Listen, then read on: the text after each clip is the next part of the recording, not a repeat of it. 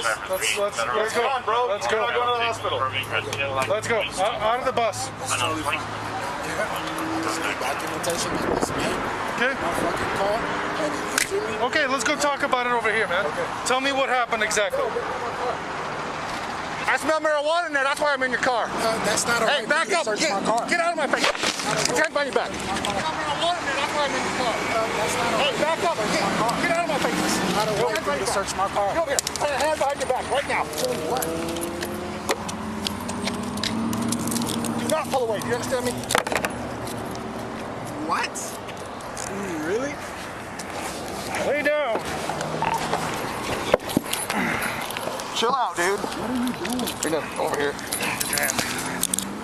The Denver Police Department is currently facing a lawsuit stemming from video via one of their officers. Okay. What are you doing? Stepping to me, huh? What the is in my face? Don't think so, dude. What is this? It appears Denver police escalate the situation, place the man suing in cuffs to potentially allow themselves to search. What am I? What are you stopping the cops for, man? I did not ask you to get No, out of my car. I watched you. I got you on my video camera. I asked you to get out of my car. That's it. You're being an asshole to everybody. I'm not. Yes, you are. Search over here. Oh. This is paperwork, brother. Ow. This man just hit my car. You money?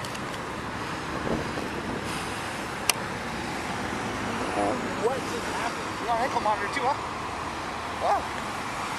On probation. I'm sure I'm not on your probation. probation officer's going to love that. I'm not on probation at all. Where Keelan Hill has a problem is here. I smell marijuana in there. That's why I'm in your car. The Denver police officer started searching Hill's car. What I don't appreciate, among many things in this video, is the video, which was obtained by the Denver Post.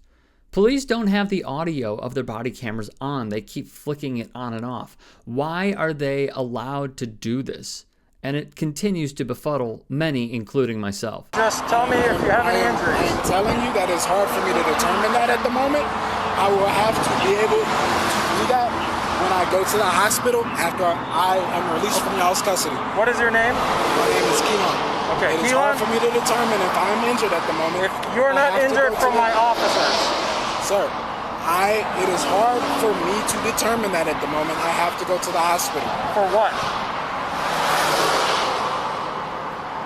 I just had a car wreck. I was just stabbed in the neck. I didn't ask you about the car wreck. I asked you if my officers hurt you. Sir, I called y'all about this car wreck that just happened. I was arrested and detained because of it. I called y'all because I was injured. And what did I just ask you? I don't know who injured me or what injured me. Don't get in my face. Was that necessary? Was any of these officers' actions necessary? This does not seem extremely difficult, but here's what happens next. I can hear you. I don't know who injured me or what injured me. I know I sustained some sort of injury. What?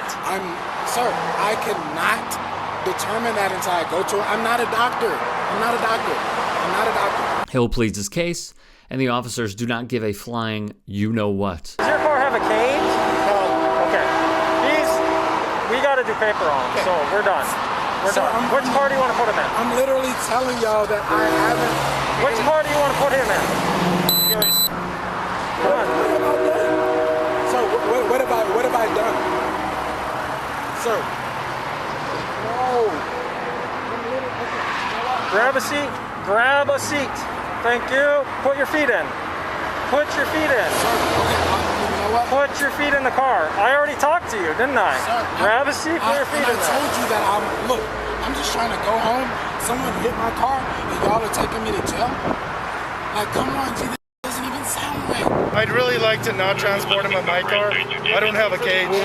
Just bring him to TO and we'll just have to put him in one of those cells right there until we can do paperwork. Follow him and go down to TO and put him in one of the cells. Lots to unpack. Let's discuss.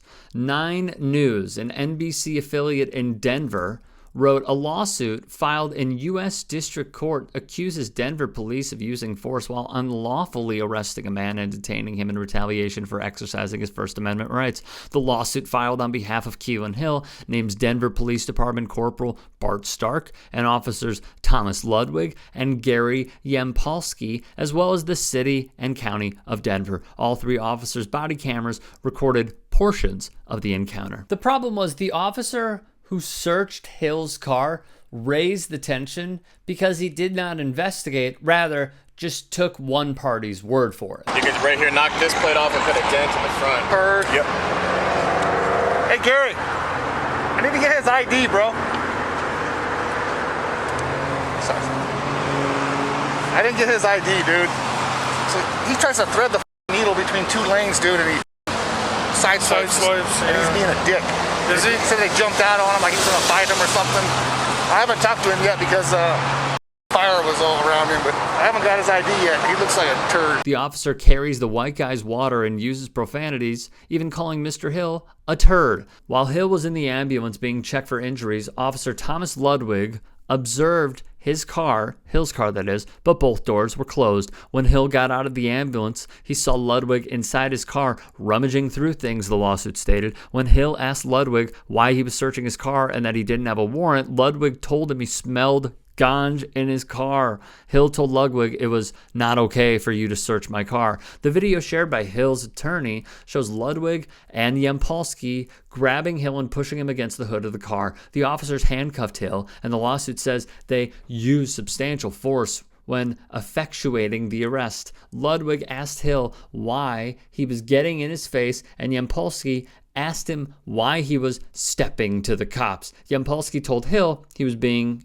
a blank while they were walking him to the patrol car. Hill asked the officers what he was being arrested for, and Ludwig told him he wanted to see if he was intoxicated, but he didn't do a field sobriety test, according to the lawsuit. Yampolsky turned off his body-worn camera after putting Hill in the back of his patrol car, the lawsuit said. If so, why? Hill explained to the officers he was a college student trying to get home to do some homework, and the officers responded that they didn't care what, quote, cheap-ass college he went to. Wow. How many constitutional violations can we see in one video? Hill's attorney, Benjamin DeGalia, asked. They start by illegally searching his car with no warrant and no probable cause. He criticizes them for that, and they twist him around, throw him in cuffs, and throw him in the back of their car. That's an unlawful arrest. Hill and DeGalia said police never found ganj in his car.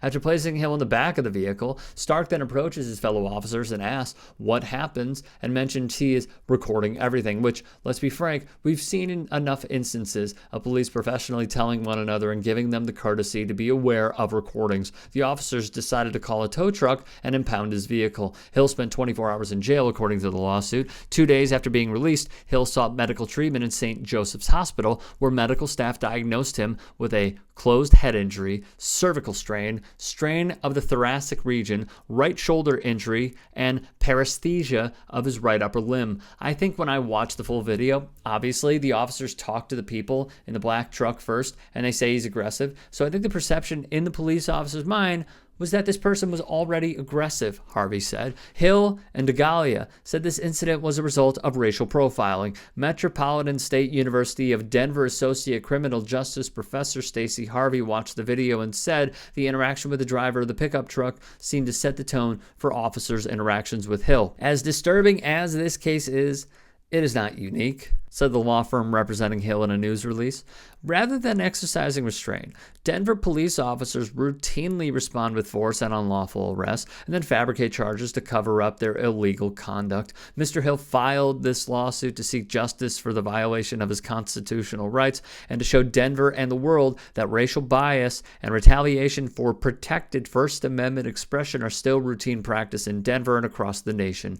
Hill said weeks prior to the incident, he sustained a neck injury and underwent surgery. Hill said he was concerned that the physical force involved in the arrest may have hurt his back. He was charged with interference with police activity. To reiterate, he spent a full day in jail. The charge was later dismissed, but Hill said he's moving forward with his lawsuit against the city.